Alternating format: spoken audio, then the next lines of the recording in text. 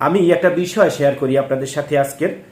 মূলত বিয়ে কোনো খেলা নয়, এটি একটা পবিত্র আমানত। স্বামী স্ত্রী তারা একে অপরের সাথে থাকবে সৌহার্দ্যপূর্ণ আচরণ।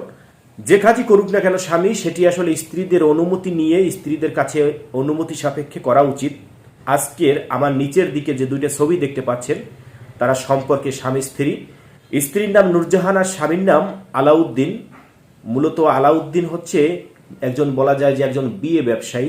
একে একে তিনি 4টি বিয়ে করে, কিন্তু তার বিষয়টি হচ্ছে যে প্রথম স্ত্রীকে না জানিয়ে তিনি দ্বিতীয় বিবাহ করে, দ্বিতীয় স্ত্রীকে না জানিয়ে তিনি তৃতীয় বিবাহ করে, তৃতীয় স্ত্রীকে না জানিয়ে তিনি চতুর্থ বিয়ে করে।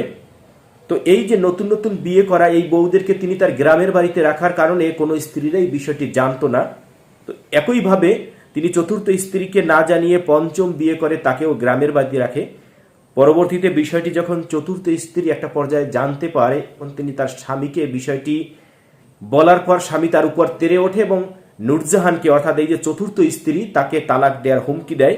এই বিষয়টি নিয়ে গত 23 ফেব্রুয়ারি চট্টগ্রামের হালিশহর থানার বসুন্ধরা এলাকার মর্জিনা মায়ের কলোনির 2য় তলার 6 নম্বর কক্ষে স্বামী আলাউদ্দিন ঘুমিয়ে যাওয়ার পর তার স্ত্রী নূরজাহানের দায়ের কোপে তিনি মৃত্যুবরণ করেন।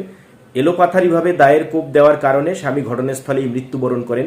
এই বিষয়টি নিয়ে সামাজিক যোগাযোগ মাধ্যমে বেশ আলোচনা সমালোচনার সৃষ্টি হচ্ছে। অনেকেরই প্রশ্ন, স্বামীর এই যে কর্মকাণ্ডকে কোনোভাবেই সমর্থন করছে না, যার জন্য অনেকে নূরজাহানের পক্ষ নিয়ে কথা বলছে। আবার অনেকের বিষয় হচ্ছে যে স্বামী যত অন্যায় করুক না কেন, দেশে আইন আদালত রয়েছে, সে আইনের সাহায্য নিতে পারত, কিন্তু সেটি না করে আইনকে নিজের হাতে তুলে নেওয়াও কোনো মতেই উচিত ছিল না তার। এই ভিডিওটির উদ্দেশ্য হচ্ছে এটা একটা শিক্ষা নেওয়া উচিত আমাদেরকে, যে এই যে বিয়ে ব্যবসা বন্ধ করা উচিত। আমাদের সমাজে অহরহ এরকম অনেক ঘটনা আছে যেটা এরকম বিয়ে নিয়ে ছেলে খেলার মতো অনেকেই মনে করে, কিন্তু বিবাহ একটা পবিত্র জিনিস। এই পবিত্র জিনিসকে পবিত্র স্থানে রাখতে হবে। আপনাদের ব্যক্তিগত মতামত জানতে চাই। নূরজাহানের দায়ের কোপে স্বামীর মৃত্যুকে আপনি কিভাবে দেখছেন, এটি অবশ্যই কমেন্টের মাধ্যমে জানাবেন।